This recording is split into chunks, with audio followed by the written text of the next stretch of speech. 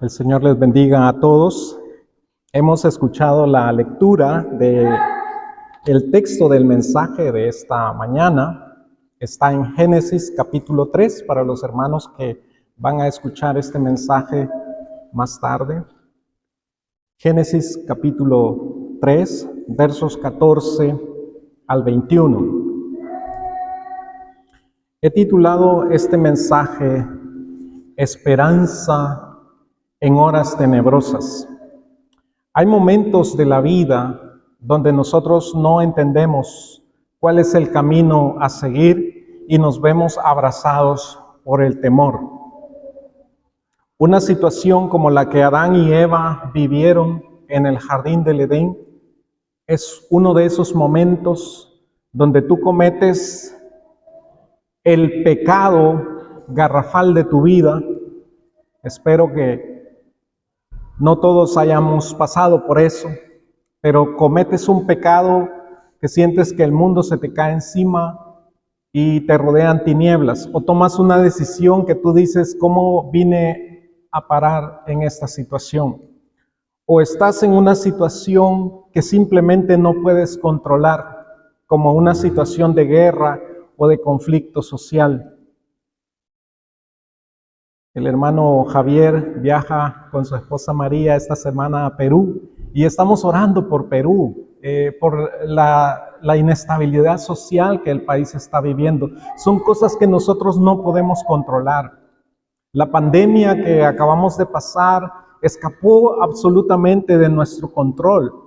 Son circunstancias que nos abrazan y nos hacen sentir temor. ¿Cómo puedes ver con esperanza hacia el futuro en medio de momentos difíciles, en medio de momentos inciertos? Algunos ven con preocupación lo que está pasando al este de Europa, en Ucrania. ¿Qué va a pasar? Y entonces la mente comienza a trabajar escenarios y las cosas que mira tu mente con temor y con miedo no es nada positivo. ¿Cómo puedes tener esperanza en medio de tiempos difíciles? Por supuesto que hay una oración que juntos como iglesia hacemos desde hace 2000 años, junto al Espíritu Santo, como dice el libro del Apocalipsis al final: ven, Señor Jesús. Porque en el fondo sabemos que la solución a todo este caos que vivimos en el mundo está en las manos de nuestro Señor Jesucristo. Eso creo que es una de las declaraciones de fe más fuerte de la Iglesia de Cristo. Sin embargo, yo quiero animarles a no dejar todo para la venida de Cristo, porque nosotros estamos aquí y el Señor nos enseñó a orar. En nuestra oración hemos de decir: que venga tu reino, que se haga tu voluntad aquí en la tierra como se hace en el cielo. Y esa es una petición de esperanza, esa es una petición de proyección hacia el futuro. La primera actitud que Adán y Eva tuvieron después de haber pecado en Génesis capítulo 3 es que ellos se esconden detrás de los árboles de la presencia de Dios. Habíamos anotado hace unos días que prediqué en este pasaje, en la primera parte del capítulo 3, que ellos han perdido el conocimiento de Dios. Son las consecuencias del pecado. El pecado tiene consecuencias y los seres humanos somos muy conscientes de esto. En el pasaje que acabamos de leer, a partir del verso 14, hay consecuencias. Por un lado, para la serpiente, que fue un instrumento utilizado por Satanás para engañar a la mujer. Hay consecuencias para la mujer en el verso 16. Y hay consecuencias finalmente para Adán en los versos 17 a 19. Y créanme que enfrentar las consecuencias no es nada fácil. Sin embargo, a mí me fascina la respuesta que Adán tiene ante esta situación tan dura que tanto él como Eva están enfrentando. Tomen nota que Dios no les maldice en ningún momento. Maldice a la serpiente, pero en ningún momento el Señor maldice al ser humano. El Señor le dice a Adán ciertamente, maldita será la tierra por tu causa, pero no le dice, maldito serás tú, en ningún momento. En un momento quizá de desesperación y de confusión así, encontramos en la Biblia un registro de un padre que maldice a uno de sus hijos.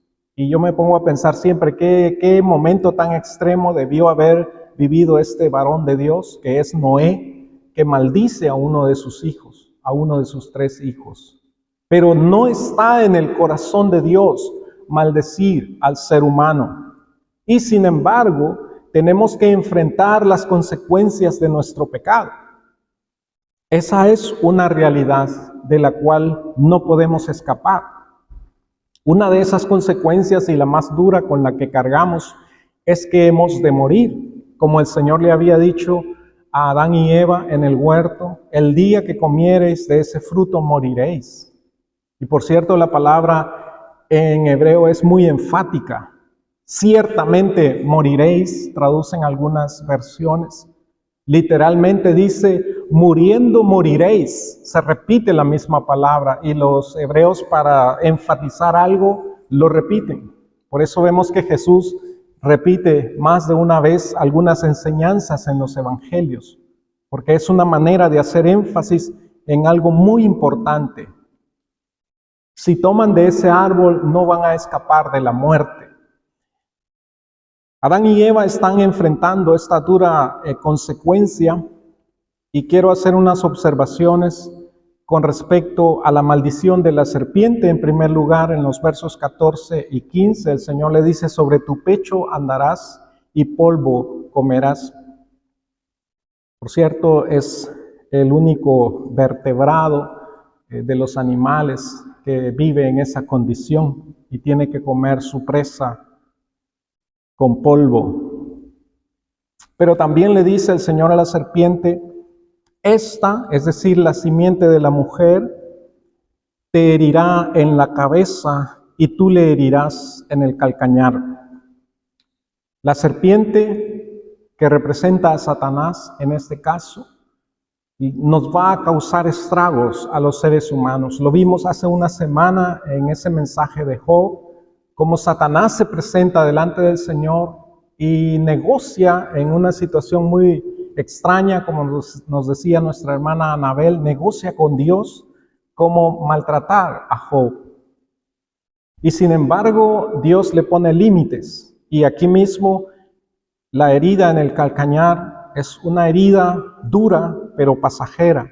Sin embargo, la promesa es que la simiente de la mujer, que después vamos a ver, es Cristo Jesús, le va a infligir una herida mortal a la serpiente, a Satanás. Por eso el Señor Jesús en un momento de su vida con los discípulos dice, yo veía a Satanás caer del cielo como un rayo, porque Satanás está herido de muerte.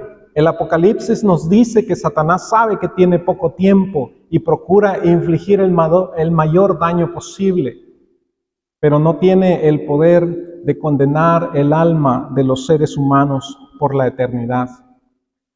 Eso solo lo puede hacer Dios. Y Satanás finalmente está limitado por la soberanía y el poder de nuestro gran Dios y Salvador. La mujer también va a padecer consecuencias, nos dice el verso 16, con dolor darás a luz a los hijos. Me llama la atención, esta semana me puse a ver un par de videos, ahora tenemos mucho acceso a información de cómo son los partos de otros mamíferos, de unos animales mamíferos. Y especialmente me llamó la atención observar cómo dan a luz los cerdos, porque cuando yo era niño yo miraba cuando un cerdo iba a ser sacrificado y esos animales son bien escandalosos ante el dolor. Me llamó la atención ver un video cómo este animal da a luz y lo hace con una tranquilidad que me dio la sensación de que hasta siente placer en dar a luz, porque cuando la animalita sacaba uno de los lechones, movía su coleta, pero no gritaba, no. Después vi otro video donde le ponen su marca a los cerdos en la oreja, y cómo gritan, porque le pongan la marca ahí en la oreja. Curiosamente, creo que las mujeres no gritan mucho cuando se abren los orificios para los aretes, pero para dar a luz, solo ustedes saben, las mujeres que han dado a luz, lo doloroso que eso es, si han dado a luz con un parto natural. Pero hay consecuencias. El pecado tiene consecuencias y debemos enfrentar la realidad como es. No podemos decir, hay formas de evadir. No hay formas de evadir consecuencias. Luego, hay también una frase que se repite en el capítulo 4 y verso 7, en el caso de Caín y el pecado. Se le dice a la mujer: tu deseo será para tu marido y él se enseñoreará de ti. Es una frase un poco extraña porque solo viene 2 veces en el Antiguo Testamento, en la Biblia. Y la otra vez está en el siguiente capítulo, cuando Dios habla con Caín respecto al pecado y él. Y a Caín el Señor le dice: el pecado procura poseerte, o su deseo será para ti. El pecado procura poseerte, pero tú te enseñorearás de él. Es decir, tú debes dominar el pecado. Estamos hablando de una situación, de un enfrentamiento entre el hombre y la mujer. Cuando la palabra dice tu deseo, mujer, tu deseo será para tu marido y él se enseñoreará de ti, nos está hablando que una de las consecuencias del pecado es que va a haber un conflicto entre la pareja. Y los que estamos casados, yo solo por 25 años, pero ya puedo dar testimonio de que es así, de que entre el hombre y la mujer tenemos como un conflicto de poderes. Y la mujer trata de alguna manera de tener control del esposo y el hombre trata de no perder su control. Interesante, dice el hermano Marcos Vidal en una de sus canciones, la del Buen Samaritano. Ahí va el pastor discutiendo con su mujer, procurando no perder su autoridad, dice en una de las frases. Es una triste realidad y es una consecuencia. Por cierto, ninguna de esas 2 cosas es positiva. Ni que la mujer trate de tener bajo control al marido, ni que el marido se enseñoree de la mujer. Ninguna de esas 2 cosas es positiva. La sujeción no tiene nada que ver con eso, con someter a la fuerza a una persona. Es una consecuencia de nuestro pecado. Que, sin embargo, y me anticipo a decirlo, en Cristo Jesús tenemos la bendición de poder superar estas consecuencias del pecado, de poder sanar, de poder hacer realidad esa oración, que se haga tu voluntad en la tierra como se hace en el cielo. Pero debemos ser conscientes de la tendencia humana que tenemos a querer tener bajo control lo que está a nuestro alrededor e incluso a nuestra pareja, lo cual no es posible. Por cierto, el fruto del Espíritu no es dominio de otros, sino que es dominio propio, autodominio, autocontrol. Ese es el fruto del Espíritu Santo. No poder controlar a otras personas. Tristemente, hasta los padres nos damos cuenta de que ni a los hijos podemos tener bajo control, ¿verdad? Pero ni a los bebés a veces nos jalamos los cabellos y decimos, ¿cómo? No es posible controlar a otro ser humano. Tenemos voluntad propia, somos complejos. Gracias a Dios que somos así. Tenemos esa tendencia a buscar la independencia. Así que no es asunto de controlar a otra persona, sino de tener dominio propio y dejar que la voluntad de Dios se manifieste también en nuestras vidas. También para Adán, para el varón, hay consecuencias. La primera es esa frase de maldición, no sobre Adán, sino sobre la tierra. Maldita será la tierra por tu causa, verso 17. Con dolor comerás de ella.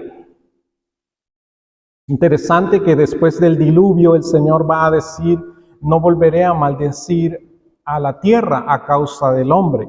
Y entonces el Señor provee provisión y cosecha cada año, las estaciones del año, en la bendición que el Señor hace también sobre la tierra después del diluvio.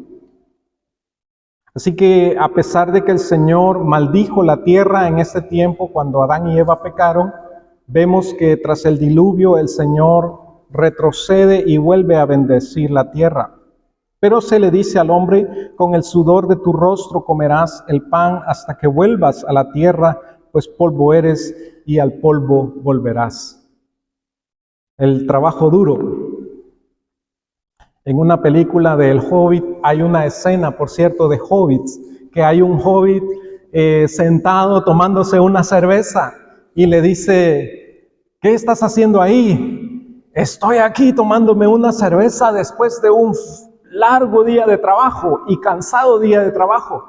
Y le dice el hobbit al otro, pero si tú nunca en la vida has tenido un día duro de trabajo. Y se ríen, ¿verdad? Y probablemente ustedes se darán cuenta que también los seres humanos a veces tenemos ritmos de trabajo que no son tan duros, depende en lo que tú te dediques. Pero la mayoría de los trabajos son pesados y uno termina cansado. También el trabajo mental cansa. Yo a veces después del servicio, el domingo, ya por la noche, ya como es como mi Feierabend, dicen los alemanes, ¿no? Como es ya mi tarde libre, mi noche libre, ya comienzo yo. Y mi esposa me empieza a hacer preguntas que exigen que yo piense. Digo, mi amor, ya yo estoy descansando, por favor. Porque también el trabajo mental es agotador. Y yo conozco a un amigo que es misionero también aquí en Alemania, pero él es un misionero biocupacional, él tiene su profesión como informático, pero él me dice, ¿verdad? Por cierto, es el hermano de Noel Barbosa, Omar se llama él, vive acá en Bane Eickel cerca. Me dice, mira, mi trabajo es para mí como descanso, ¿verdad? Programando y lo disfruta, etcétera. Mi trabajo duro comienza cuando llego a casa, porque tiene 3 hijos y me dice, no, cuando mi esposa me dice, ayúdame con los hijos, ahí comienza mi trabajo duro. Entonces no nos vamos a escapar de todas maneras de pasar por estos momentos de dificultad. Y es parte de la consecuencia natural. No es que Adán era como un vago que no tenía nada que hacer, porque él tenía tareas que hacer. Pero de alguna manera sobrenatural, en los dones que Dios le había dado, no había agotamiento en él. Recuerden que antes de pecar, Adán le pone nombre a todos los animales, por lo menos los que habían ahí en el área del jardín del Edén. Tuvieron que haber sido muchos animales y no repetir los nombres es una tarea mental. Yo todavía lucho con aprenderme los nombres de algunos de vosotros. Son tareas mentales, ejercicios. Adán nombró a todos esos animales y no repitió los nombres. Era una tarea impresionante la que hizo, pero tenía capacidades diferentes antes de pecar. Y sin embargo, cuando el Señor también le dice al hombre, polvo eres y al polvo volverás, porque le dice, vas a comer así hasta que vuelvas a la tierra. La muerte va a estar presente. Va a llegar un día en que vas a enfrentar la muerte. Y yo creo que todos los seres humanos estamos conscientes de eso. Aunque estamos en Cristo y el Señor nos dio una nueva naturaleza, porque esa es la verdad de la gracia de Dios. Tenemos una nueva naturaleza en Cristo, somos nuevas criaturas. Sin embargo, el hombre viejo todavía está en nosotros. Y corresponde a ese hombre viejo separarse del cuerpo y nuestro cuerpo se va desgastando. La muerte es un proceso que debemos enfrentar, pertenece lamentablemente a nuestra naturaleza humana y no podemos escapar de ello. Y sin embargo, la muerte es una muestra de la bondad de Dios a fin de que los seres humanos no tengamos que vivir eternamente en estado caído. Imagínate una vida eterna sin Dios. Yo por lo menos no me lo puedo imaginar. Una vida eterna con emociones encontradas, con rencores, con amarguras. Aunque a todo eso tenemos solución en Cristo, aún a los creyentes se nos hace difícil vivir libre de esos pecados humanos, envidias, celos, contiendas. He conocido gente en el lecho de muerte o años antes de morir que comienzan a pedirle al Señor, por favor, llévame a tu presencia. Porque la vida o la baja calidad de vida se vuelve un momento desesperante. Hay hermanos que yo les digo, ¿por qué quieres que ore? Están en cama. Pastor, ora porque yo quiero estar ya en la presencia del Señor. Hay hermanos que oran al Señor y le dicen, Señor, me olvidaste. Me olvidaste. Porque la muerte se traduce en una manifestación del amor y de la bondad de Dios para el ser humano caído. Y aunque los seres humanos hoy en día se esfuerzan por prolongar los años de vida, la calidad de vida no siempre es la mejor. Ahora, en medio, hermanos amados, de esta situación que es como tenebrosa, como sombría, difícil, y da, como alguien diría, para deprimirse. Lamentablemente, Adán no tenía amigos para decir, Eva, espérame aquí, me voy a ir con un amigo a hablar, no tenía eso. Acaba de hablar con Dios y eso es una manifestación de la gracia de Dios. Dios está hablando con él, pero le está hablando de las consecuencias de su pecado. Y créame que eso da para uno venirse abajo emocionalmente, para desanimarse, para deprimirse. Y sin embargo, Adán se da cuenta, Dios ha hablado conmigo a pesar de mi pecado. Qué maravillosa es la gracia de Dios que busca al ser humano. Que si hay una oveja perdida, va y la busca hasta encontrarla y sana sus heridas y le habla al corazón, pero no oculta las consecuencias de lo que hemos hecho. Tú eres libre para elegir, pero no eres libre de las consecuencias de tus elecciones. Y con todo, Adán, con tremenda madurez y con un enorme destello de fe, elige la fe y la esperanza. Lo vemos en los versos 20. Dice la palabra, verso 20 y 21. Y llamó Adán el nombre de su mujer Eva, por cuanto ella era madre de todos los vivientes. El nombre es como el verbo vida o la palabra vida en una forma causativa y significa dadora de vida, fuente de vida. Así le pone el nombre a su esposa. Después de escuchar ese diálogo, esa palabra de Dios, de las consecuencias que tiene que enfrentar, mira a su mujer y le dice, tú eres madre de los vivientes, tú eres dadora de vida. Es enorme la fe de esa declaración, porque otros seres humanos, como Raquel, en su lecho de muerte, teniendo a su pequeño hijo, Benjamín, le dice, hijo de mi amargura, así te vas a llamar. Pero el padre Jacob dice, de ninguna manera un hijo mío se va a llamar así, te vas a llamar hijo amado, Benjamín, hijo de mi mano derecha, ese va a ser tu nombre. Y Adán, en un momento difícil, abre sus ojos, mira a su mujer con esperanza y le dice, tú eres fuente de vida, tú eres dadora de vida, vida mía. Es una palabra de amor. Cuando Eva escuchaba su nombre, es como decirle, mi vida. Una frase de amor que nosotros usamos a nuestras esposas también. Hay esperanza, hay fe en esa declaración y en ese acto. Es como que si Adán le dijese a Eva, estamos en una situación bien difícil y sin embargo te voy a mostrar cómo vivir a pesar de la muerte. A pesar de la muerte que un día tenemos que enfrentar, tenemos vida hoy y vamos a darle gracias a Dios por eso. Les deseo a mis hermanos con el proyecto que José Manuel presentó hoy y el viernes que se reúnan para hablar, que también disfruten. Esa palabra un día me dijo José Manuel: Benjamín, yo fui feliz sirviendo a la iglesia hispana de Duisburg y te deseo que seas feliz haciéndolo. Y qué lindas palabras, gracias de todo corazón. Porque aunque enfrentemos situaciones inciertas, aunque a veces tenemos hermanos que por asuntos de trabajo solo están un tiempo con nosotros y nos volvemos a despedir, José Manuel lo ha vivido por años eso.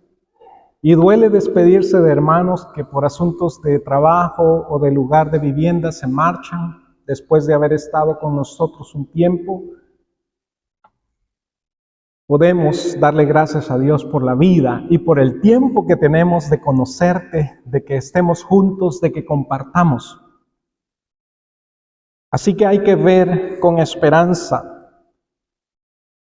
Como Adán le habría dicho a Eva: yo te muestro cómo vivir a pesar de la muerte.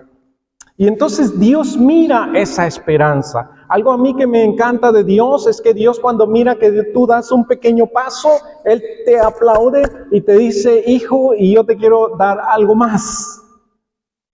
Dios mira esa esperanza en ese diálogo de Adán con Eva y le dice en el verso 21, o el Señor toma un acto.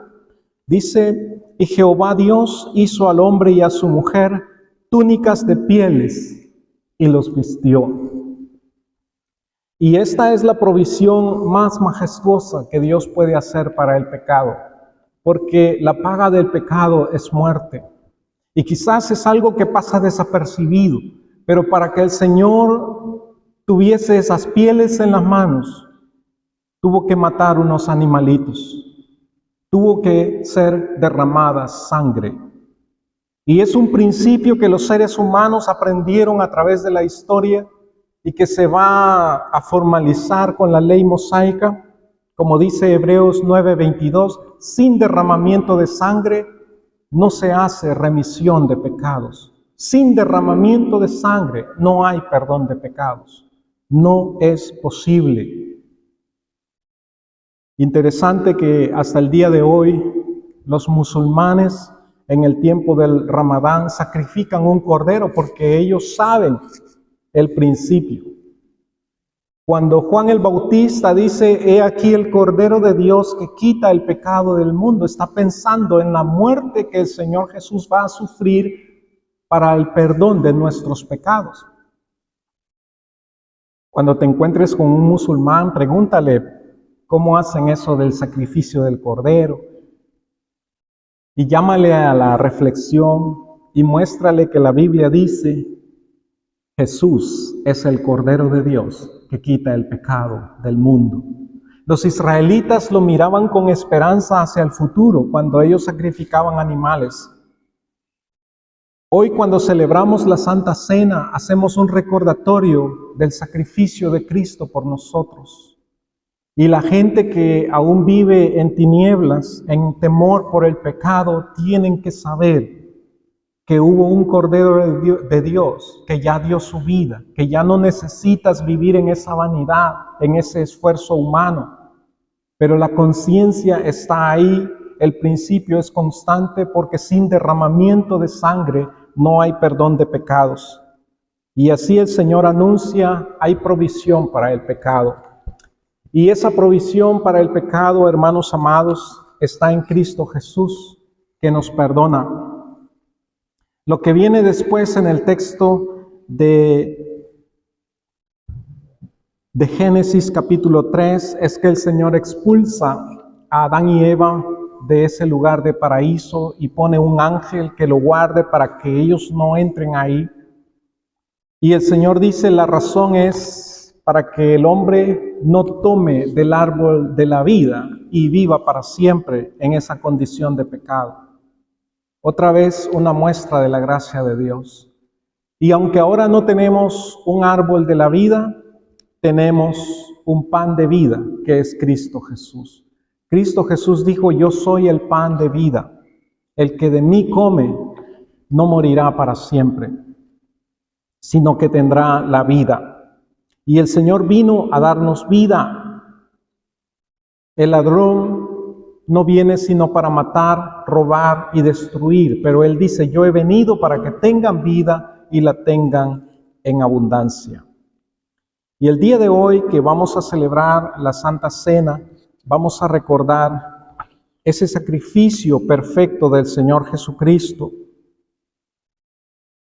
que nos ha vestido de su justicia. En Romanos 3, 21 al 23 se nos dice, pero ahora aparte de la ley se ha manifestado la justicia de Dios, testificada por la ley y por los profetas. La justicia de Dios por medio de la fe en Jesucristo para todos los que creen en Él, porque no hay diferencia, por cuanto todos pecaron y están destituidos de la gloria de Dios.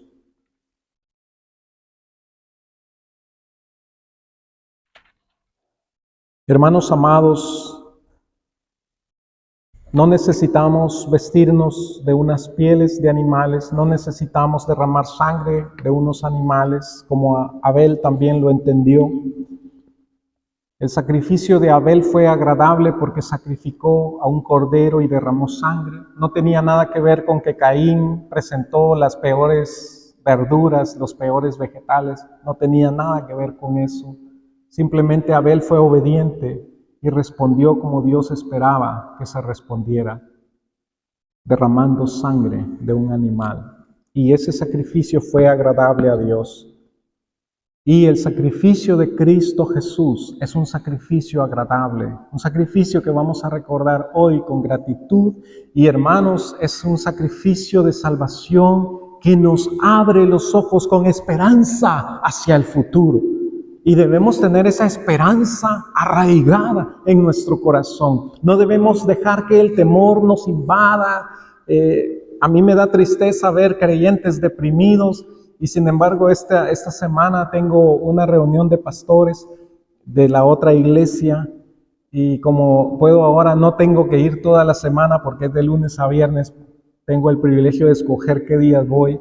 Voy a ir de miércoles a viernes y escogí ese día especialmente porque se va a tratar un tema de cómo evitar el burnout, que es como evitar cargarte tanto de trabajo hasta que ya no puedes, te enfermas y caes a un lado, porque soy un ser humano lleno de debilidades y a veces me cuesta decir no. Y por andar diciendo uno que sí a todo, uno después ya no sabe cómo salir de tanto compromiso y uno puede literalmente quemarse en el trabajo. Tenemos que cuidarnos también de eso.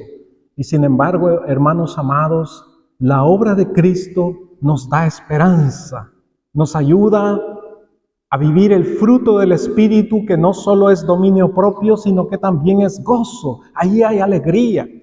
Allí hay un gozo inefable y glorioso que aún si pensamos en nuestra nación, si pensamos en nuestra familia y a veces lo que vemos no nos satisface, a pesar de situaciones difíciles que podamos estar pasando, podemos tener un gozo inefable y glorioso que nace del Espíritu Santo que nos fue dado en nuestros corazones.